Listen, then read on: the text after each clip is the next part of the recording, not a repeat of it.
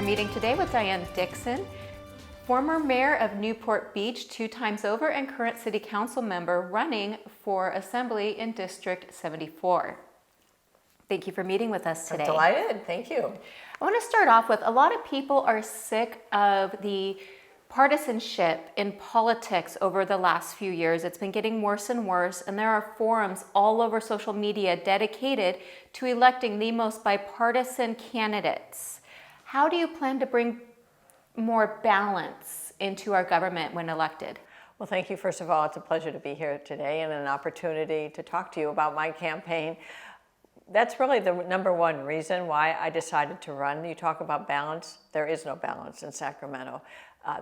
It's not a two-party legislature. It's basically a one-party supermajority. And the two-party bipartisanship that you mentioned does not exist, because when you have a supermajority means that one party does not need any votes from the other party. So they could just ram through whatever they want, and that is exactly what we're seeing in Sacramento. So what I intend to do is restore balance, one seat at a time, bring problem-solving approach to my experience in policymaking. There's always two sides or multiple sides to an issue and how to solve a problem through policy. Right now we don't have debate. It's just ramming new laws through without any debate, without any scrutiny, without any rigorous thought process, because one party is in control. So when one party is in control with absolutely no voice of another point of view, we have problems, and that is why I'm running. There's been a lot of talk lately in California on taxes, from the repeal of Prop 13 to the gas tax. How do you plan on fighting these new taxes in Sacramento? Well, you're right. We have a lot of taxes. We have to unwind whatever we can. The gas tax, certainly. Residents, taxpayers in California pay more taxes than any other state in the country. Just for illustration, gas tax, I was in Virginia about a month ago. The gas, I took a picture, it's on my phone. The gas per gallon in Virginia, this is very typical of anywhere else other than California, is $2.20. Our gasoline in California is $4.50. So this hits everybody. The working class, the middle class, the lower class, people have to drive to their jobs, drive to wherever they are, so gas tax is important. Jerry Brown increased the income tax. California has the highest income tax next to New York and California. People are fleeing California to go to non-income tax states. You've heard all of this: Texas, Arizona, Wyoming, Idaho, Montana. And it's true, the migration out of California is actually now so well documented that recent Census Department, U.S. Census Bureau, has indicated it's likely that the state of California will lose one congressional district because of the outmigration, the decrease in population. People are fed up with the taxes, the high cost of living. And the problem with, to the prior question about a one-party legislature, is the current legislature of the one party, the supermajority, they don't have, I don't think there's anyone with business experience. They've never written on the front side of a check to pay a payroll or to fund development of new products. They don't know what the cost to business is, and it's significant to residents as well as business owners. Prop 13 you talk about, that will be devastating to break up the long-standing, since 1978, Proposition 13, to now split the roll, split the tax roll. So allegedly hold residential property tax rates where they are, but go after commercial entities. Let me just tell you what will happen, whether it's a hair salon, a restaurant, a barber shop, a shoe repair store, they are all tenants in commercial property. The commercial property tax rate, if split roll is accepted by the voters in 2020, which I truly hope it is not, it will be devastating economically to small business owners, because the property owner will have a higher property tax payment to make, because they're going to make up for lost time, and will pass those costs on to their tenants, their leaseholders. So every small business owner in the state of California will be held hostage to higher business taxes, property taxes. It will be devastating. It will be beyond even conscious of how this is going to affect the economy in California. Not to say, also just the assessment office just will take years to recalibrate, reassess every single piece of commercial property in the state of California. They'll have to hire thousands of employees and start all over, and it will be devastating to business. So too much tax in California, people are leaving. Enough already. I am anti-tax. We pay enough. Everybody pays enough in California. So you kind of touched on a lot of this, but it's estimated that about 1,800 companies in 2016 alone left California. Mm-hmm. So how does that explain having our lowest unemployment rate since 1970? Well, we've had a great economy in the last 2 years since under the new federal tax law. People are hiring and investing because the capital gains tax rate was reduced. So that means companies, businesses have more money to invest in their business. When they invest, they hire. So this is true all over the country. That's a national, it's great news for the national economy. So that lowers the unemployment rate. Obviously, more people are working. So it's a good question. Even though businesses are leaving, companies that stay are hiring more. Also, there are companies that come in Silicon Valley and the high-tech world. They're going into the San Francisco Silicon Valley area, but then I read stories as well that they come and then they leave. They realize that their employees cannot afford housing in Northern California or in most parts of the urban centers of California. So the jobs that are being filled are jobs that had not been created because of the poor economy and the poor tax laws. Tax laws have changed, the economy is strong, so unemployment is low, and that is a good thing, obviously. 2 years ago, the state of California declared itself a sanctuary state, and Huntington Beach and Newport Beach opposed this. Yes. So do you side with the state or with Huntington and Newport? Well, I personally, and as a city council person in Newport Beach, as a citizen of California, I side with public safety and working together with the federal government to make sure that our cities and neighborhoods are safe from illegal immigration and criminals who are illegal immigrants, and they should not be protected in a sanctuary city. Absolutely not.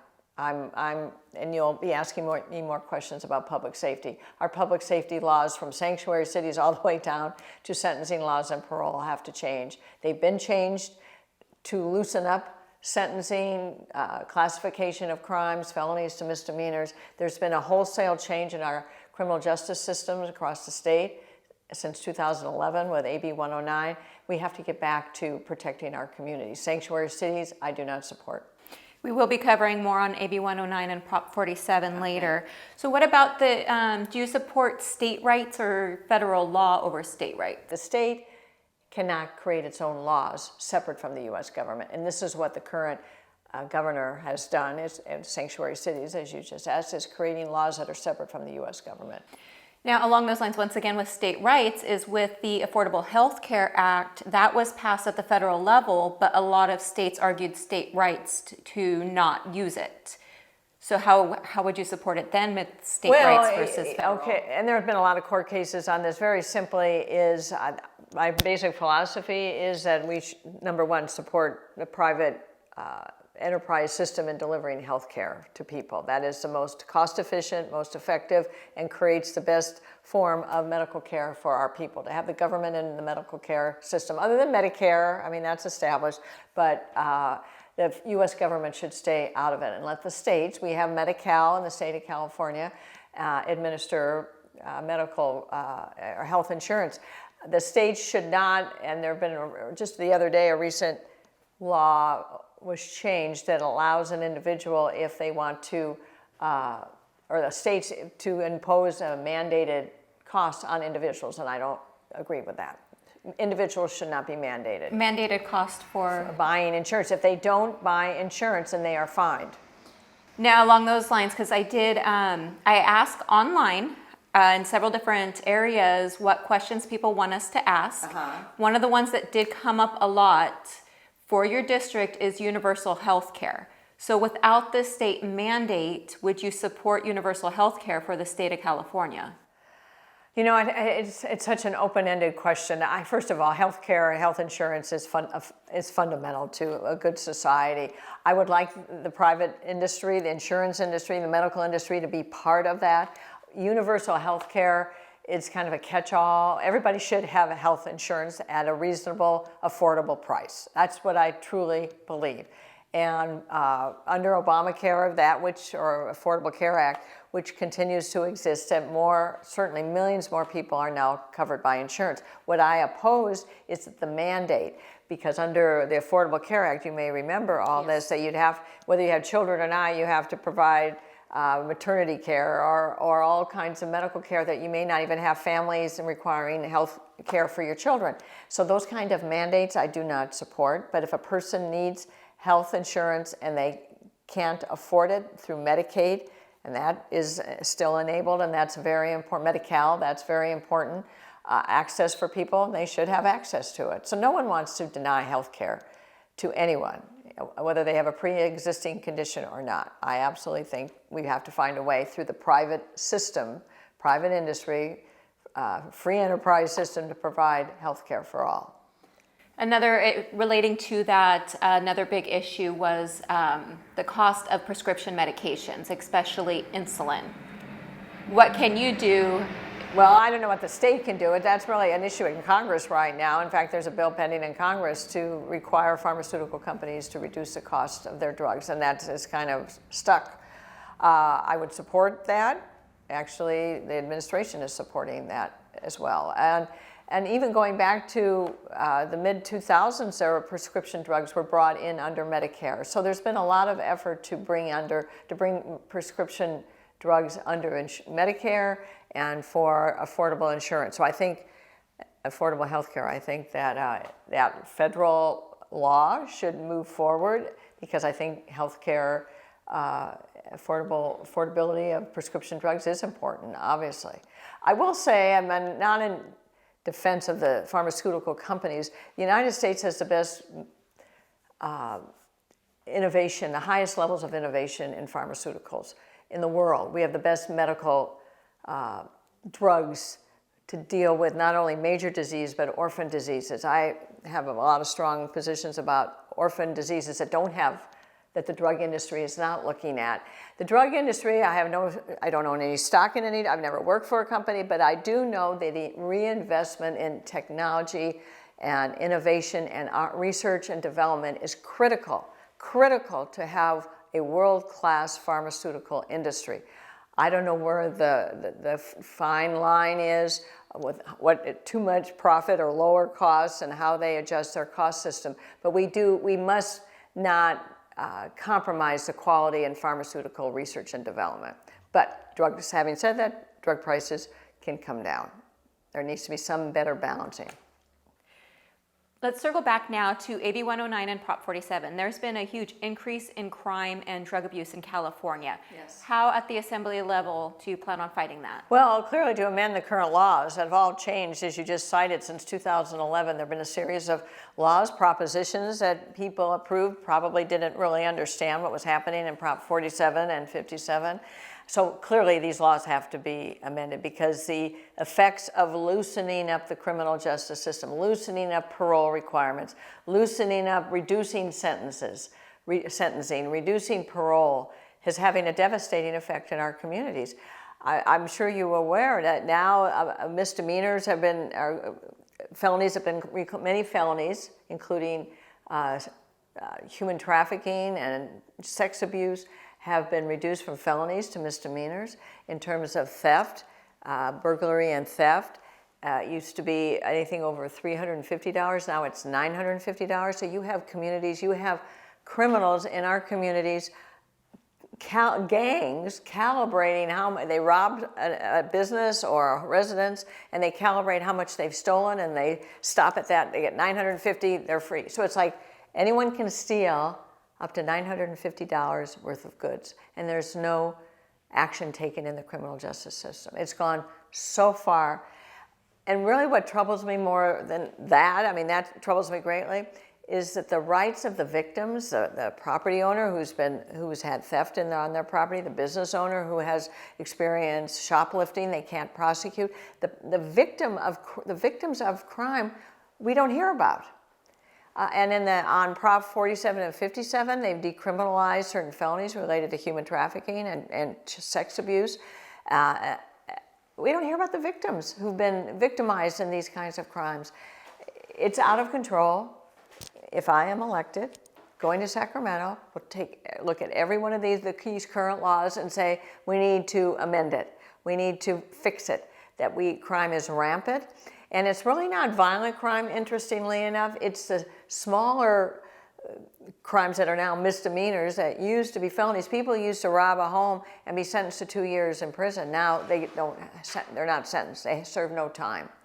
And because the jails are so full, because the prisons were full, everybody got let out of prison, they had to go to the jails are full. So in your local community, if somebody robs your home and they are convicted of a crime and they're sentenced to 6 months in jail, their actual time served will be like 2 weeks. Along those lines, so you mentioned, because you said the prisons were full, the jails are full, that California was found in violation of human rights, which is how we got AB 109 and Prop 47. So how can you amend those laws or repeal them? Well, right, and since then, I mean, that was the Supreme Court, the U.S. Supreme Court. It was, I don't know if it was human rights as much as just fair treatment of prisoners. So the prisons have been emptied, virtually. I'm not saying that they're empty, but the prison populations have been significantly reduced over these last 8 or 9 years. And so we have to look back. That's been accomplished, and so it hasn't been unfair or undue punishment by sentencing someone to prison. We have to relook at how criminals are sentenced for a crime that they commit. We've loosened up all the laws that now we have rampant criminal activity. They're not going to prison and they're not going to the jails. The jails are full because of the local crime that's being committed. But then the turnover, there's so much crime, there's so much turnover. So the jails are full, but the average time served by a criminal for a misdemeanor is, like I said a moment ago, 2 weeks, 3 weeks. They're in and out and they're back on the street. So this experiment in emptying our prisons and letting the counties handle rehabilitation, there is no rehabilitation. I wish there were. But the state funds that were promised to rehabilitate criminals instead of just sentencing them, because there are crimes that are nonviolent, that perhaps people can be rehabilitated. I do believe in rehabilitation, but we're not rehabilitating our criminals. So you changed the laws, and how do you prevent our prisons from then becoming overcrowded again so we don't get another mandate to release them? How do we prevent? We have to manage the sentencing. Right now they've gone so far the other way by just opening the doors and letting everybody out. There's got to be the rehabilitation I just talked about, so people are not returning to prison. The recidivism is still high. People who have been in jail, been in prison, they are let out. It's over 50%. They return to jail. So we have to help these people so they're not becoming career criminals. And this is what their life is. So we have to help rehabilitate them and recognize that crimes are still being committed in our community, that people need to serve time. A slap on the wrist is 2 weeks in jail, and they're back on the street robbing again. So with rehabilitation, there has been a huge opiate crisis. There are so many opiate addicts out there, start on prescription drugs, move to heroin, normal middle class moms and dads. It's a national and a state disaster. You're absolutely right. We have the sober living homes.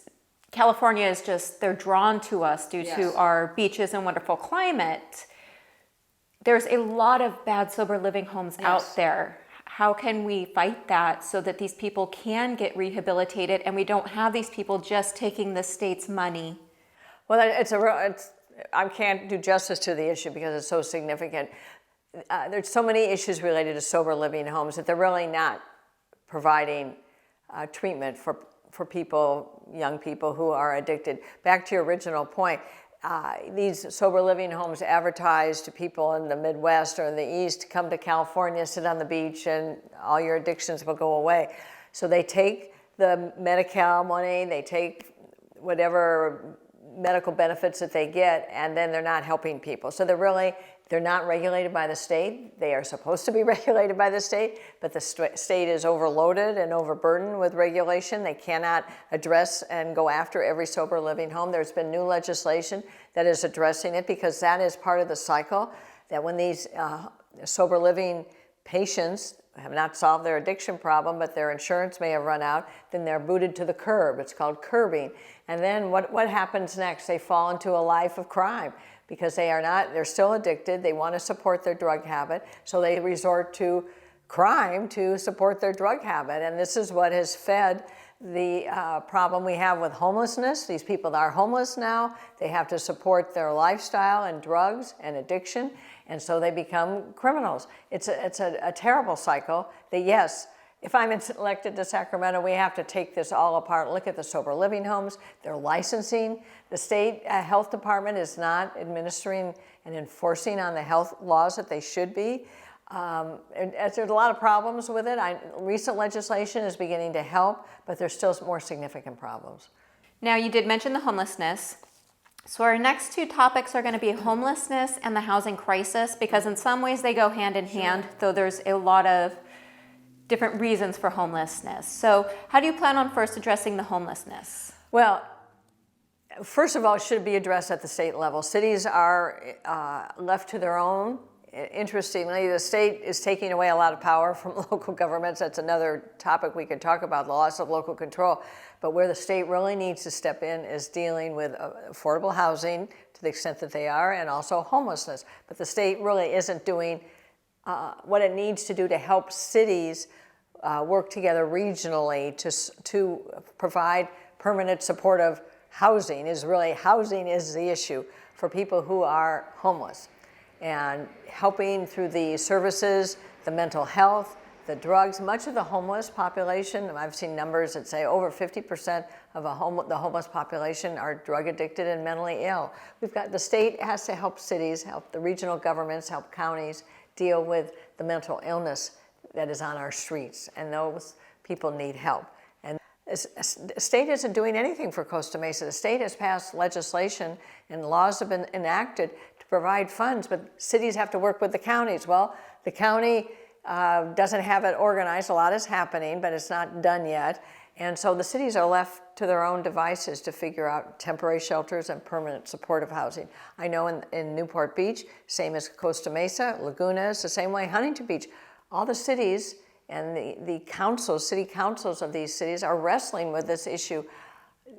California is the fastest growing state in the country with homeless population. Over 50% of the homeless in the country live in California.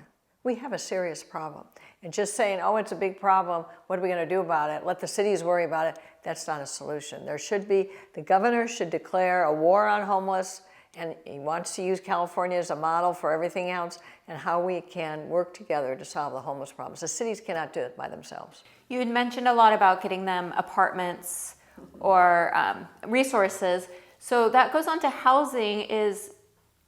Our housing, the cost for both rent and to own is out of control, and we're told it's because there's not enough housing.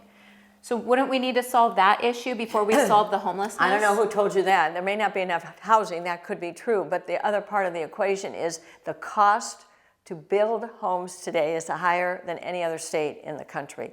We are overregulated to build everything in California, but the housing industry, so every time a community or a developer wants to build in a community, then there's the California Environmental Control Act that stops all building. So that delays and adds cost, delays the housing construction by years, which adds cost.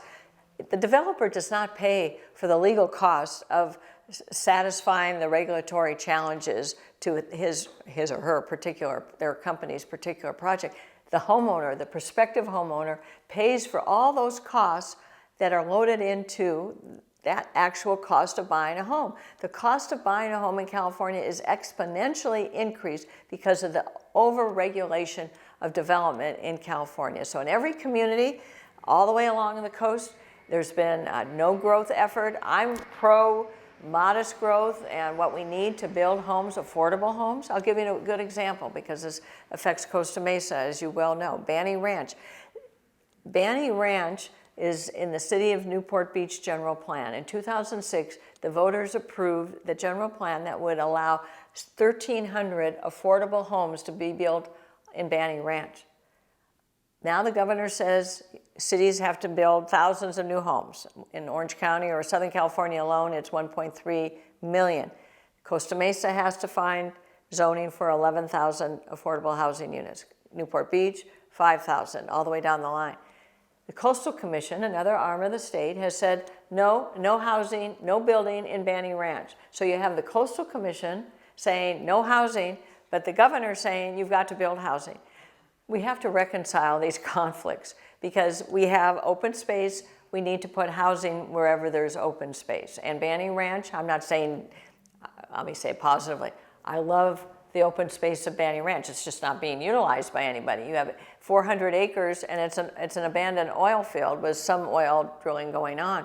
It could have been, and it still can be, a place to build, whether it's 400 affordable housing units or 700 affordable housing units, and then the rest open space. What a wonderful environment that would be for people who can't afford to live at the coast, but they could afford and be qualified to live in an affordable housing unit. That would be fantastic, but we have two agencies of the state, Housing and Urban Development says must build, but the California Coastal Commission says you can't build at the coast.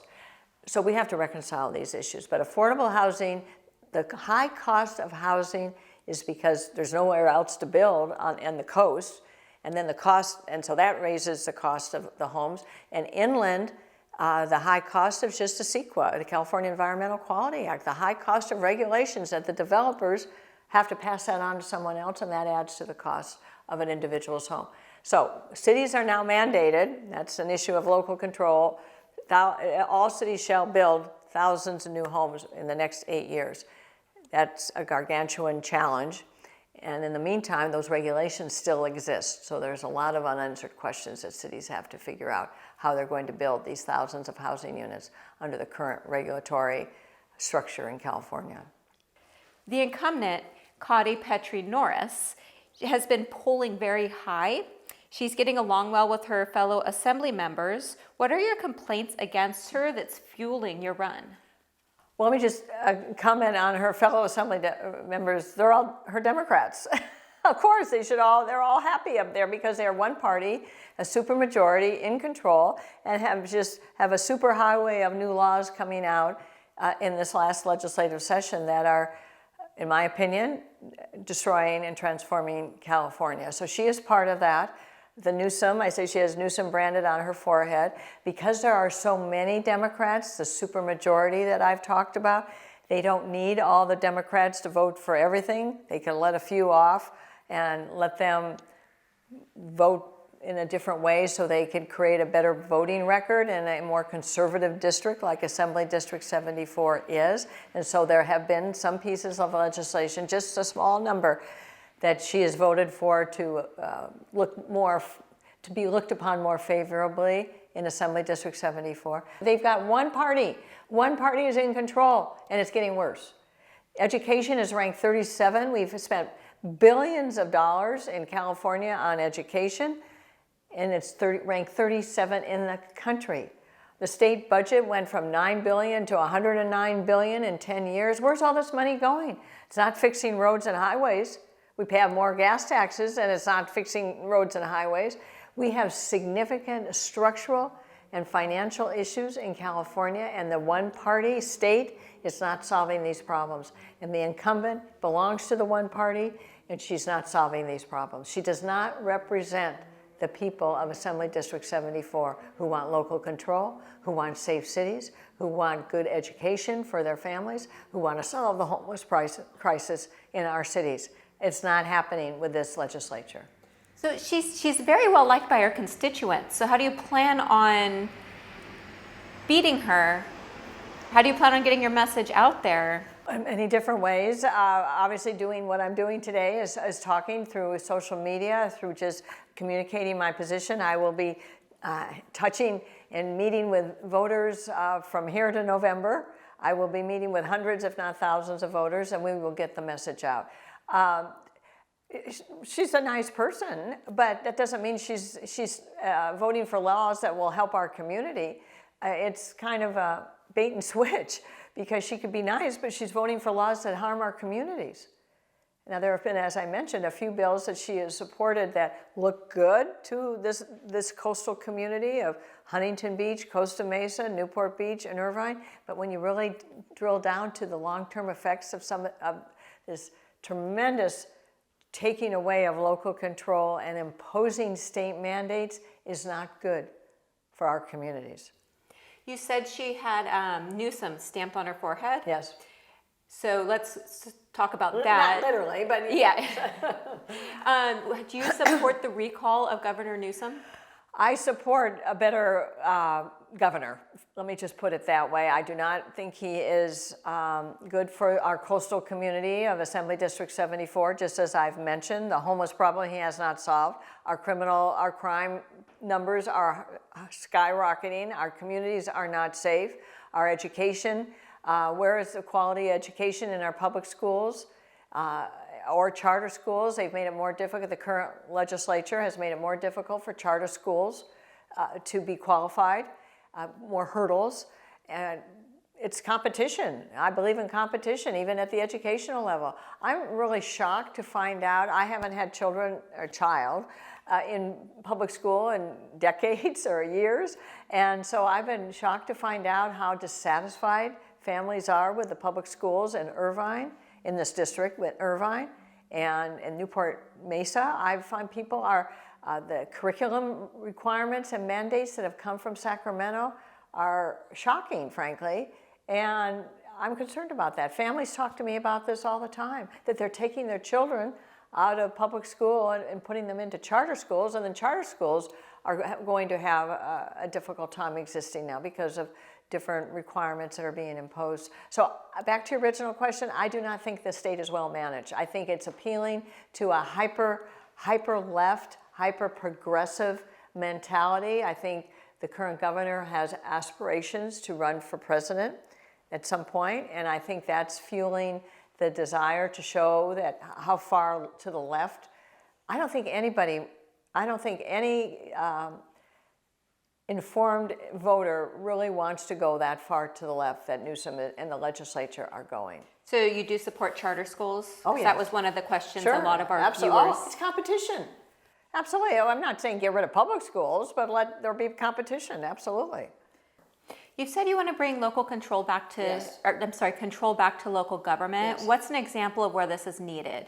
The concept of local government is based on, it's since California became a state in 1850, is local governments know how to manage their communities, know what the people want, and what people move to whatever community based on their desires. And so now the state has said, after it's upended 200 years of local control, and now says Sacramento knows better how to zone in neighborhoods. So whether it's a 3-story, a multi-unit development, or a 10-story development, the cities no longer have control over that, because the state is saying cities have no control over that. So it will change. People don't realize this now, but the effect of these new laws will change our communities. And it's going to be an interesting transformation, because the people who live in the communities will go to their city councils and say, don't build a 10-story building next to my 1-story house. But we won't have, go to Sacramento. I mean, in fact, the people, there's in all of these communities, in Costa Mesa especially, there's been a Measure Y, I think it was, their no growth initiative of a couple of years ago. Newport Beach has the same. Those cities enacted, the people approved growth measures.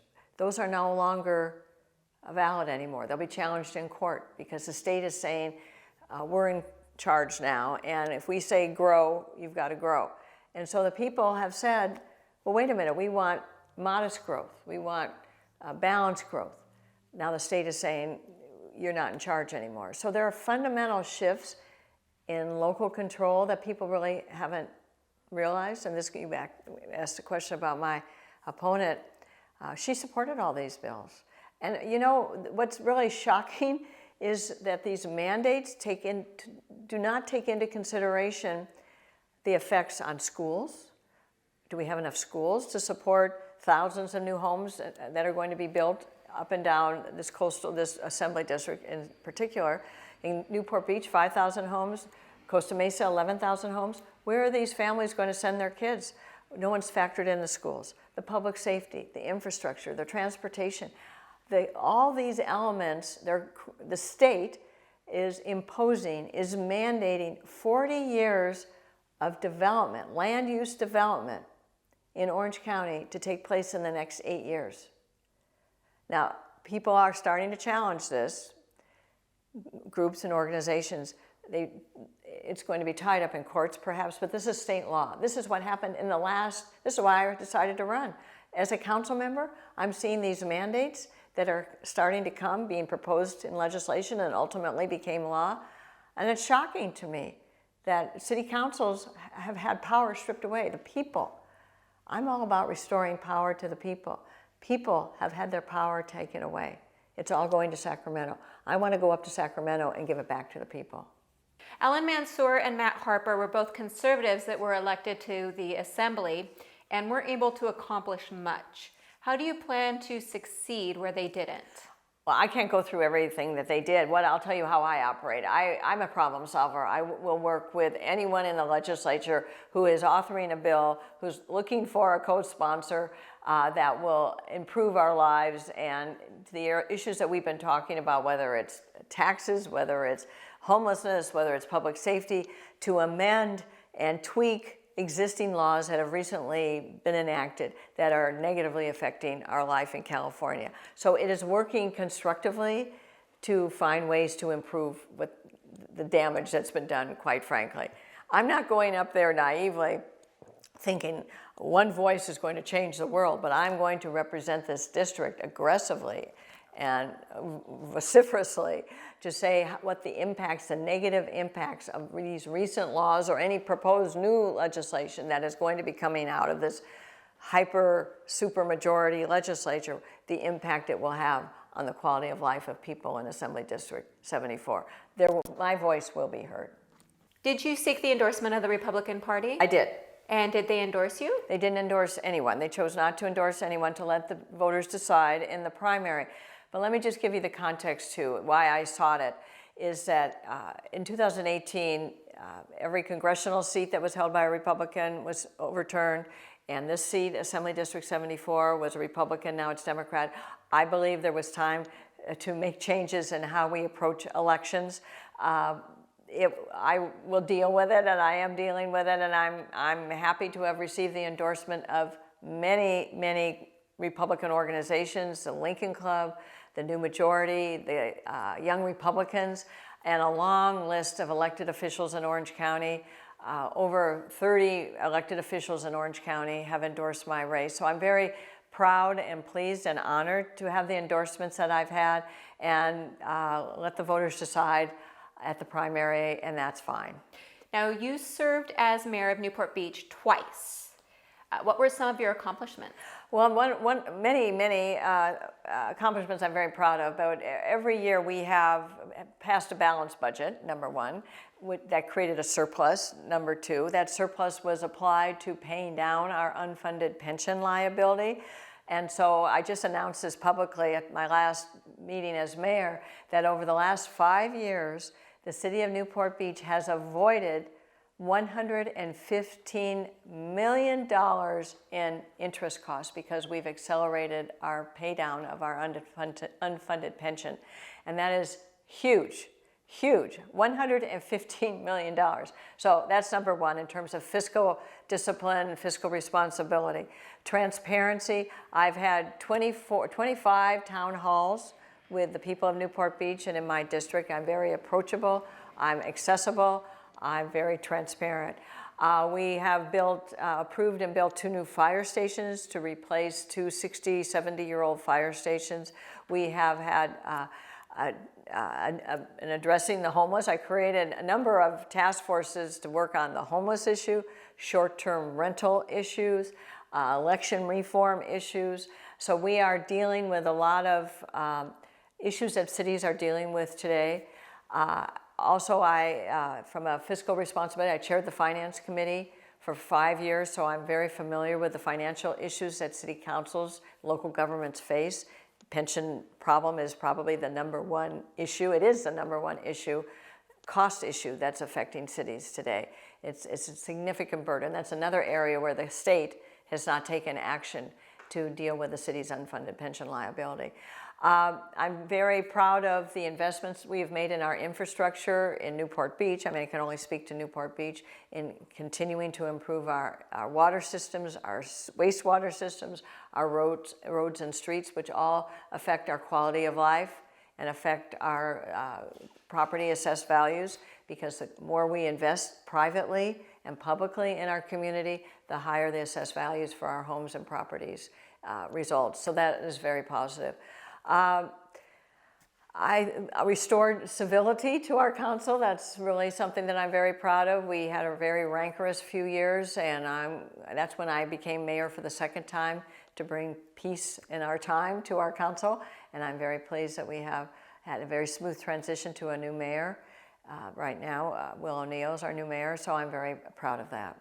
There's two things you've mentioned that I want to cover. Sure. The first one being the pensions, because Costa Mesa Brief did an extensive video on the pension crisis in California. Mm-hmm. When you make it to state assembly, how can you fight it at the state level, since it's been passed down to cities now? Well, there are many ways to do it. For example, I've been very much involved with CalPERS, and CalPERS is a 13-member body that determines the investment strategy. It's really the issue of how CalPERS, the state of California, is investing in the billions of trillions of dollars that are there. They have a pension, the cities pay into the pension fund. And what has happened in the last 4 or 5 years, CalPERS, because of their political appointees to the CalPERS board, and they determine that what they're going to do with the investment strategy. Staff recommends highly skilled investment staff. They make recommendations that any investment staff would make for a large fund such as CalPERS. The board of CalPERS decides, well, we're going to disregard what staff has said, and we're going to divest. We're going to divest from tobacco products. We're going to divest from petroleum products. We're going to divest and do only, it's called, they have a name for it, socially and environmental programs. The problem with that, it all sounds good, but CalPERS has lost over $5 billion in unrealized gains in the investment market. In the highest stock market of the last 3 years, CalPERS is not achieving the returns it could, because it has divested itself from the high-performing stocks. So your question is, as a member of the state legislature, to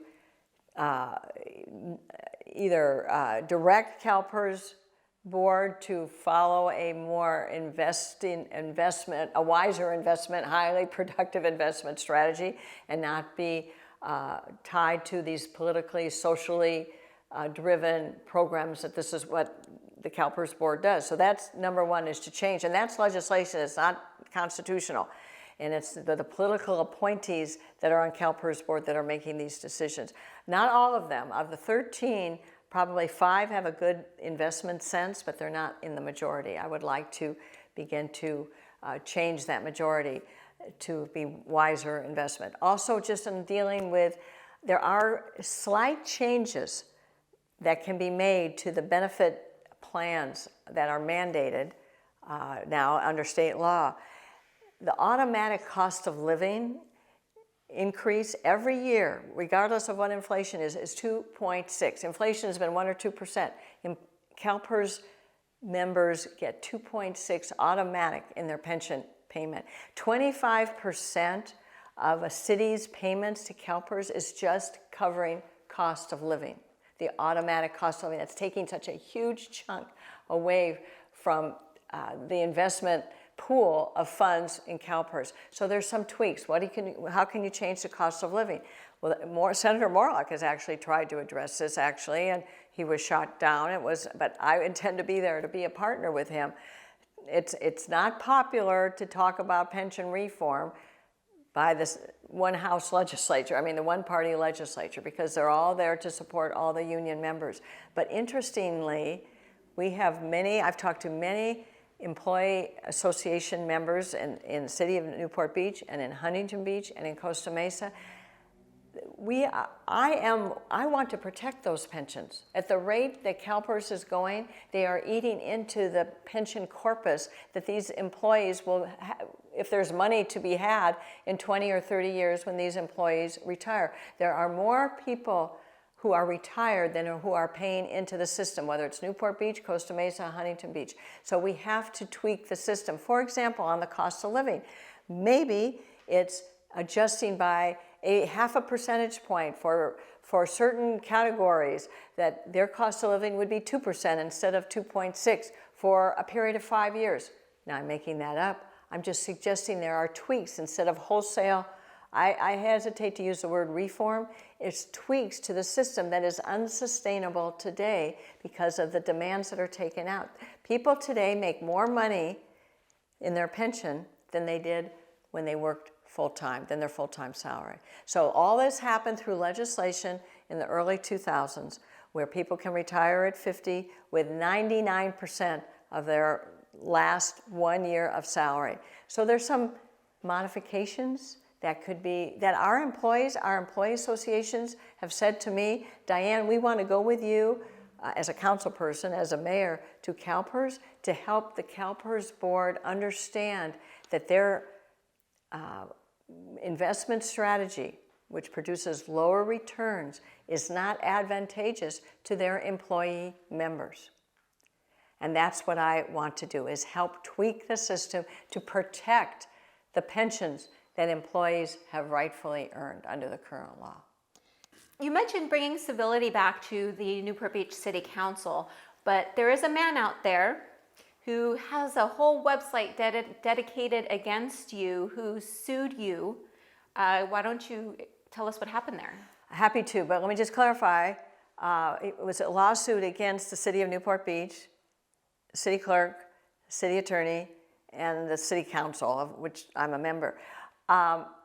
What your question is about civility on the city council, we are very civil, great respect for one another. This person was not a member of the city council, okay?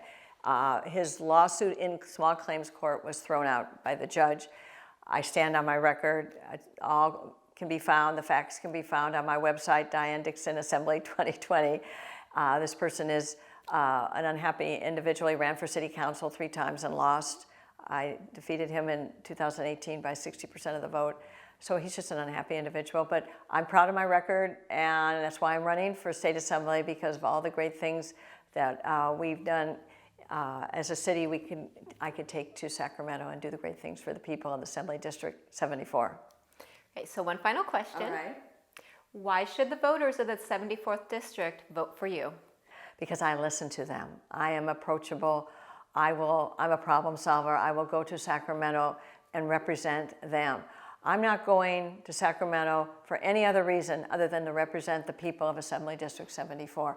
This was not on my bucket list, but when I saw the harmful effects of a supermajority, a one-party state, somebody has to do something.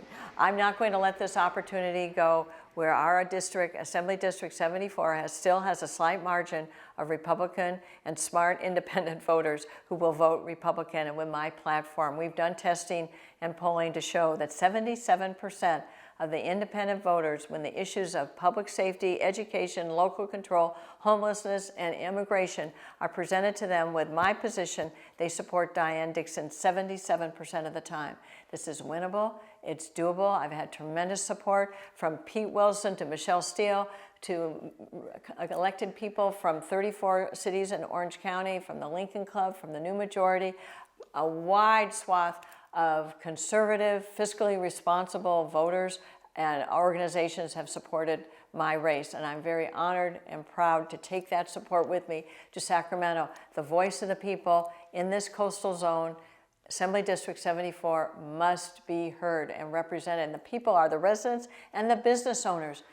They must be listened to, and that's who I've had 40 years in business. I am a business person, I am a resident, I will represent business and residents to the very best of my ability in Sacramento and let their voice be heard to solve the problems that are significant in California by anyone's opinion can say that California has problems. I'm going to help fix it. Thank you.